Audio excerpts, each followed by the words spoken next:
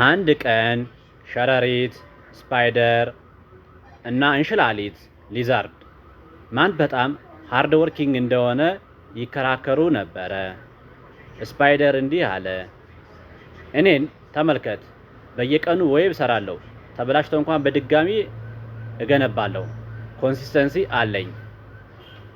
ሊዛርድ ሳቀና፣ አዎ ግን ሁልጊዜ አንተ ነህ የምትሰራው፣ እኔ ግን ስማርት ወርክ እሰራለሁ፣ ዝም ብዬ እጠብቃለሁ፣ ምግቡ ራሱ ይመጣል። ስፓይደሩም ተናደደ፣ ያ ስማርት ወርክ ሳይሆን ላዚ ወርክ ነው። ሊዛርዱ ፈገግ ብሎ፣ አይ ወርክ ፓራዳይም ነው። አንዳንዱ ሃርድ ወርክ ይሰራል፣ አንዳንዱ ሲስተም ፈጥሮ ስማርት ወርክ ይሰራል። በዚያ ጊዜ አንድ ሽማግሌ መጥቶ እንዲህ አለ፣ ስፓይደር ኮንሲስተንሲ ያስተምራል፣ ሊዛርድ ስትራቴጂ ያስተምራል። ስኬት የሚመጣው ሁለቱም ሲጣመሩ ነው።